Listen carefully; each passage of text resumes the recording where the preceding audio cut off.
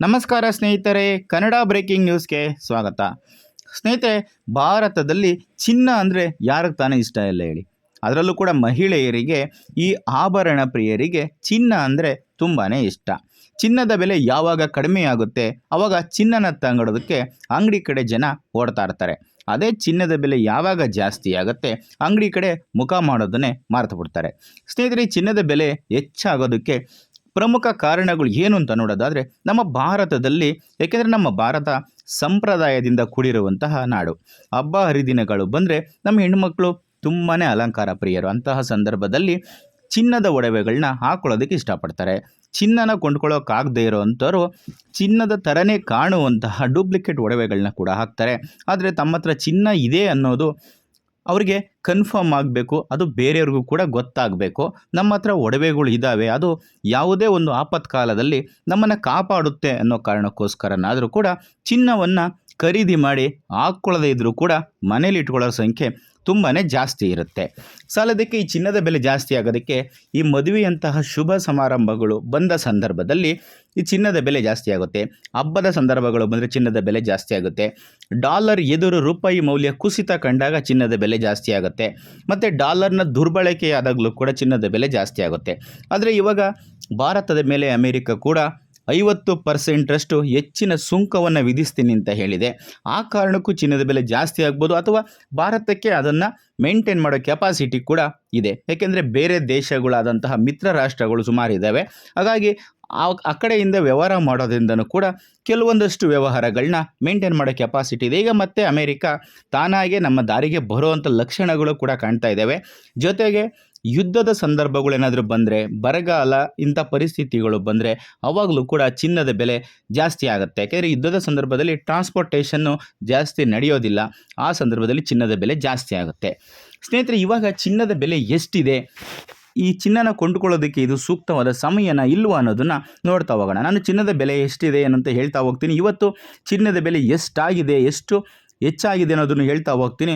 ಆ ಬೆಲೆಯನ್ನು ಕೇಳಿದ್ರೆ ಚಿನ್ನ ಖರೀದಿಗೆ ಇದು ಸೂಕ್ತ ಸಮಯನ ಅಲ್ವಾ ಅನ್ನೋದು ನಿಮಗೆ ಗೊತ್ತಾಗ್ತಾ ಹೋಗುತ್ತೆ. ಸ್ನೇಹಿತರೆ, ಭಾರತದಲ್ಲಿ ಭಾರತೀಯ ಚಿಲ್ಲರೆ ಮಾರುಕಟ್ಟೆಯಲ್ಲಿ, ಅದರಲ್ಲೂ ಬೆಂಗಳೂರಿನಲ್ಲಿ ಚಿನ್ನದ ಬೆಲೆ ಎಷ್ಟಿದೆ ಅಂತ ನೋಡ್ತಾ ಹೋಗೋಣ. ಮೊದಲನೇದಾಗಿ 24 ಕ್ಯಾರೆಟ್ ಚಿನ್ನದ ಬೆಲೆ ಎಷ್ಟಿದೆ ಅಂತ ನೋಡೋಣ. ಸ್ನೇಹಿತರೆ, 1 ಗ್ರಾಮ್ 24 ಕ್ಯಾರೆಟ್ ಚಿನ್ನದ ಬೆಲೆ ಇಂದು 11,029 ರೂಪಾಯಿ ಇದೆ. ನಿನ್ನೆ 10,893 ರೂಪಾಯಿ ಇತ್ತು. ಇಂದು 136 ರೂಪಾಯಿ ಬರೋಬ್ಬರಿ ಹೆಚ್ಚಳ ಆಗಿದ್ದು 11,029 ರೂಪಾಯಿಗೆ ತಲುಪಿದೆ.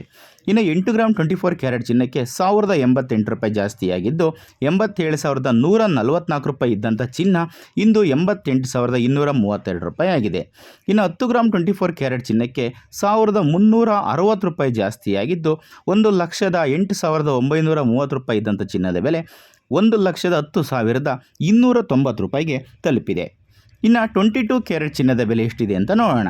ಸ್ನೇಹಿತರೆ, ನಿನ್ನೆ 9,985 ರೂಪಾಯಿ ಇದ್ದಂಥ ಚಿನ್ನದ ಬೆಲೆ ಇಂದು 125 ರೂಪಾಯಿ ಹೆಚ್ಚಳ ಕಂಡಿದ್ದು 10,110 ರೂಪಾಯಿಗೆ ತಲುಪಿದೆ. ಇನ್ನು 8 ಗ್ರಾಮ್ 22 ಕ್ಯಾರೆಟ್ ಚಿನ್ನಕ್ಕೆ 79,800 ರೂಪಾಯಿ ಇದ್ದಂಥ ನಿನ್ನೆಯ ಚಿನ್ನದ ಬೆಲೆ ಇಂದು 1,000 ರೂಪಾಯಿ ಹೆಚ್ಚಳ ಕಂಡಿದ್ದು 80,880 ರೂಪಾಯಿಗೆ ತಲುಪಿದೆ.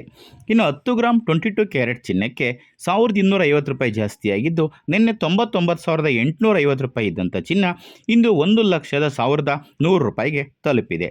ಇನ್ನು 18 ಕ್ಯಾರೆಟ್ ಚಿನ್ನದ ಬೆಲೆ ಎಷ್ಟಿದೆ ಅಂತ ನೋಡೋದಾದರೆ, 1 ಗ್ರಾಮ್ 18 ಕ್ಯಾರೆಟ್ ಚಿನ್ನಕ್ಕೆ 102 ರೂಪಾಯಿ ಜಾಸ್ತಿಯಾಗಿದ್ದು 8,170 ರೂಪಾಯಿ ಇದ್ದಂಥ ಚಿನ್ನದ ಬೆಲೆ ಇಂದು 8,272 ರೂಪಾಯಿಗೆ ತಲುಪಿದೆ. ಸ್ನೇಹಿತರೆ, ನೋಡಿದ್ರಲ್ಲ, ಪ್ರತಿನಿತ್ಯ ಚಿನ್ನದ ಬೆಲೆಗಳು ಜಾಸ್ತಿ ಆಗ್ತಾನೇ ಇದೆ.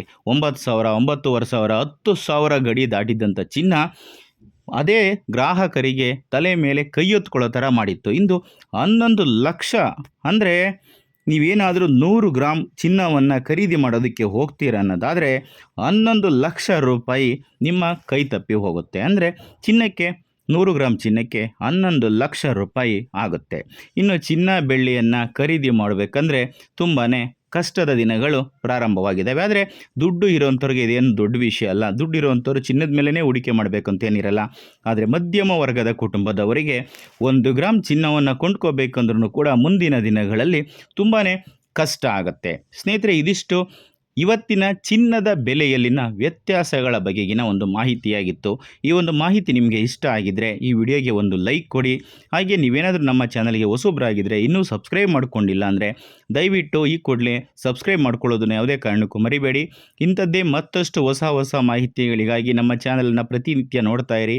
ಮತ್ತೊಂದು ಹೊಸ ಮಾಹಿತಿಯೊಂದಿಗೆ ಮುಂದಿನ ವಿಡಿಯೋದಲ್ಲಿ ಸಿಗ್ತೀನಿ. ಅಲ್ಲಿಯವರೆಗೂ ಕೂಡ ಎಲ್ಲರೂ ತಪ್ಪದೇ ಈ ವಿಡಿಯೋನ ನೋಡಿ. ಎಲ್ರಿಗೂ ಕೂಡ ಒಳ್ಳೆಯದಾಗಲಿ. ಧನ್ಯವಾದಗಳು.